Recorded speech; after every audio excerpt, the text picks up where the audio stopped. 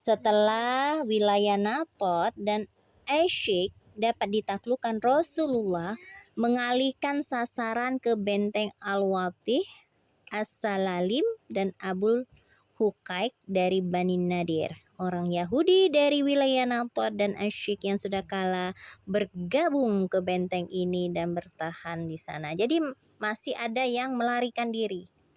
Ya, masih ada yang melarikan diri, yang tidak ditawan, melarikan diri ke benteng tadi. Namun apakah di tiga benteng ini terjadi pertempuran atau tidak? Maka ada beberapa pendapat. Dari Ibnu Ishaq disebutkan bahwa terjadinya pertempuran untuk menaklukkan benteng Al-Qamus. Ada, kata Ibnu Ishaq. Bahkan disimpulkan bahwa benteng Al-Qamus ini bisa ditaklukkan hanya dengan pertempuran tanpa ada proses serah terima. Sedangkan Al-Waqidi menjelaskan bahwa pengalihan tiga benteng ini melalui serah terima. Tapi bisa-bisa serah terima itu dilakukan setelah ada pertempuran untuk menaklukkan benteng Al-Qamus. Untuk pengalihan dua benteng yang lain memang dilakukan proses serah terima tanpa ada pertempuran. Jadi ada kayak perjanjian penyerahan. Ini benteng ini kami serahkan kepada kalian. Apapun dan bagaimanapun yang terjadi, yang pasti Rasulullah menetapkan untuk melakukan pengepungan sampai di wilayah Al-Katibah. Ya. Pengepungan ini berjalan selama 14 hari. Ya. Selama 14 hari. Selama itu orang Yahudi sama sekali tidak keluar dari benteng. Setelah beliau menyiapkan manjanik, ya, pelontar ya, manjanik tadi ya, dan orang-orang Yahudi yakin akan kekalahannya, maka mereka mencari jalan damai. Ya, menjadi tidak ada pertempuran betul di paruh kedua ini. Nah, Ibnu Abil Hukaik mengirimkan pasukan untuk menyampaikan pesannya. Aku akan turun untuk berunding denganmu. Beliau menjawab, bisa. Maka Ibnu Abil Hukaik turun dari benteng dan menawarkan suatu perundingan. Apa tujuannya? Agar orang-orang yang ada di benteng itu tidak dibunuh, anak-anak tidak ditawan, dan mereka siap meninggalkan Khaybar dengan segenap keluarga, kemudian menyerahkan semua harta kekayaan Khaybar tadi, tanahnya, emasnya, peraknya, kudanya, ternak-ternaknya, baju perang, kecuali pakaian yang biasa dikenakan. Jadi mereka rela untuk meninggalkan semuanya, asalkan apa tadi, anak-anak yang tidak ditawan, kemudian orang-orang yang ada di dalam benteng tidak dibunuh dan ditawan.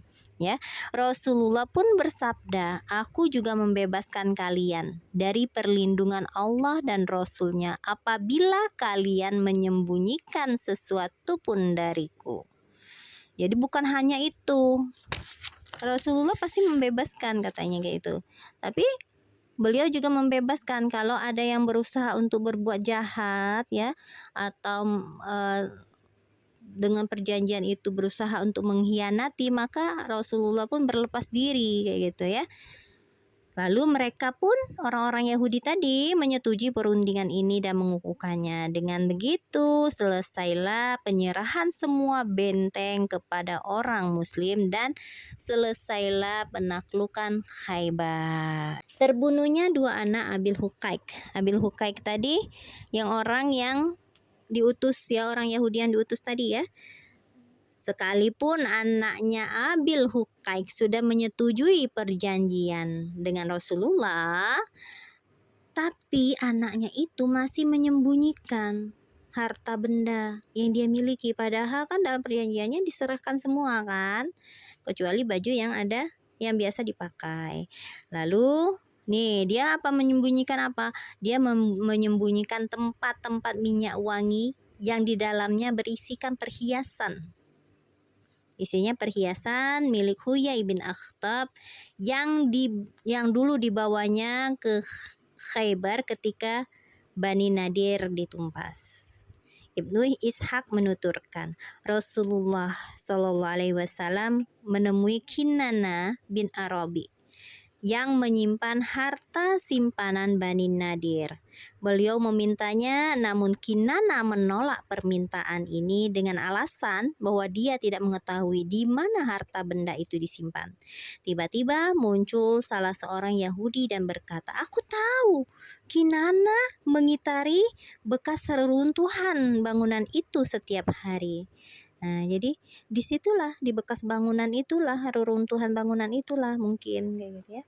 Beliau bertanya kepada Kinana, "Bagaimana jika aku membunuhmu jika ternyata harta benda itu bisa kami temukan?" "Boleh," jawab Kinana. Maka beliau memerintahkan untuk memeriksa reruntuhan bangunan dan menggalinya, dan ternyata di sanalah harta itu.